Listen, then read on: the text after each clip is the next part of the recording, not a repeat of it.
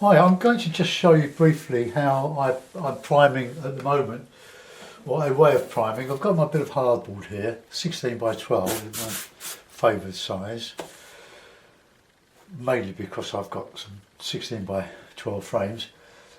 I've roughed the smooth side up with some coarse sandpaper, this sort of stuff, or belt sander, it seems to be quite durable. And I've got this PVA glue which I showed you.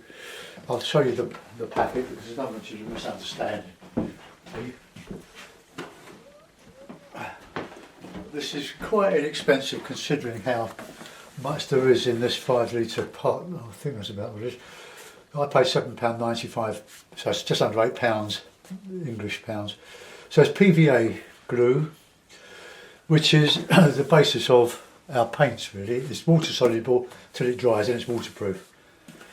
So I put some of that in my bottle here, squeezy bottle, and I squirt some on my board, quite a bit, and I'm going to take this painting knife, something like that, and I dig out some plaster of Paris, stuff we used to use as kids with our rubber moulds, and put quite a bit out. And I'm going to have some fun just mixing it up on the board. Need some more liquid, we can squirt some out. Gives a lovely underpaint surface. You can model with it all sorts of stuff with this. That's not enough liquid there, so we're going to go all over it. So I diluted that PVA that I showed you to about 30% or so. It also acts, because of course there's a sealer for the board, and because it's so cheap you don't mind using it. It lasts for ages anyway. Look, nice. It'll give a nice keen. You can get some nice texture with your knife or brush, whatever, but you can even it out. You don't have to go right to the edge because you're going to interfere with the frame, but just look, a lovely. It doesn't take that long to dry either. The plaster, because it's mixing with water, it'll should go off quite solidly, quite quickly. Right. Now you need another knife to just scrape it off the top of the knife here.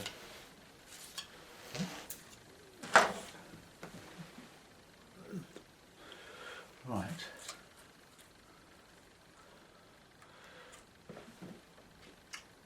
I need to put some more powder on this, but I'll just get all this spread out nicely. I have done one of these before, but not spreading it out with a knife. You can get all sorts of shapes and thick bits, thin bits, and lovely paint overs, as I found out yesterday when I did the glade painting, that sort of abstract. I'm going to do something along those lines on this. I bought this flooring hardboard from my wholesaler that I use for buying my carpet fitting materials and carpets and things. Well, I did. I'm sort of about packing it up now. I've had enough. It's hard physically at my age. I do these small little jobs. Nice just to get out. I'm going to put some more powder on here. I just want to cover to the edges, or almost to the edges.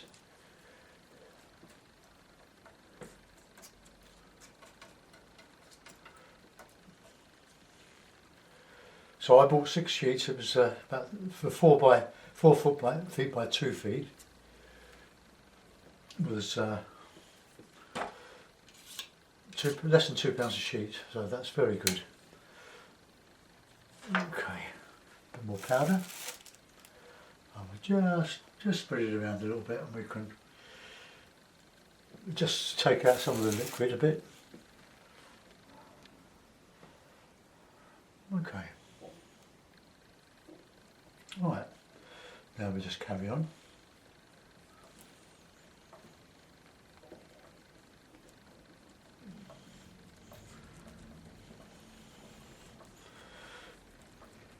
So look at the textures you can build up. Because I'm using the cheap acrylic paints at the moment, I can use them to my heart's content. You of course can use whatever paint you want. You can use artist quality, and artist quality is going to be better of course because it's more saturated.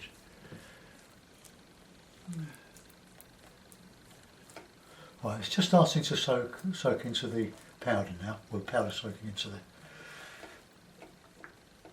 the liquid. Look, you don't want it smooth.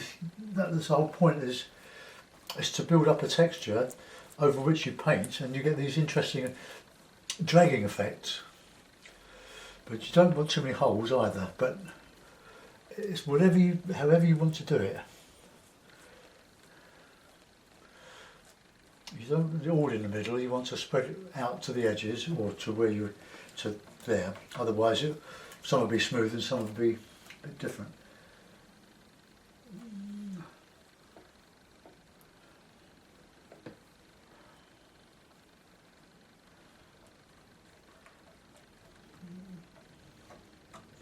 Now there's a hard bit there, so have a bit of paper handy just to dispose of it. Keep it off your clothes. PVA is quite a tricky material to remove from your best jeans. Although methylated spirits, or I think you call it in America denatured alcohol, is a solvent for acrylic, but best not to get it over you. I've got a painting smock, but when I sit down it only covers me, the top of my legs. I've ordered a carpenter's apron that I'm waiting to be delivered, and that I hope will cover some of my legs when I do this. Look at that. Now that's lovely, that's going nice and starting to dry. Now we've got nice interesting textures on there. So let's see if I can show you. It's double the weight of the board. I'll zoom into that, then I'll clean up. Right, bear with me, I'll just bring the camera round. Sorry about the shaking. Right. Can you see that? That's focused in now.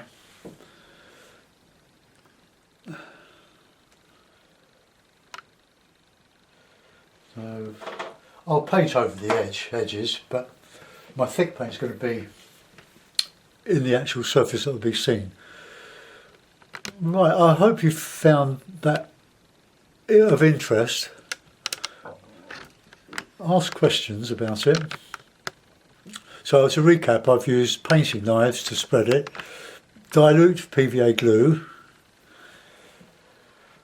sandpaper, coarse sandpaper. Work on the smooth side, not on the rough side. You see this textured side, it's too mechanical. Although doing this, you can do it on the other side because you'll fill the holes with the filler, but you will use a lot more filler. Just a couple of painting knives. Keep them clean, like I'm trying to do. Look, that's dry on the knife. And I use a craft knife to scrape off these knives when they get too thick with paint. I'll show you what I do. Fitted a few carpets with this knife. Well, anyway, what I do is I'll just come down a bit onto the edge.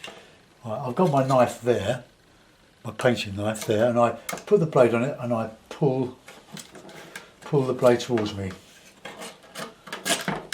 But make sure if it slips, your hands or your fingers aren't in the way. Otherwise you'll be suing me. Right, okay, so there we are. So that's one method of priming. You can use brushes so you get a roughed up, but I'm quite happy with that. It gives you the idea, then that's fine. Right, bye for now.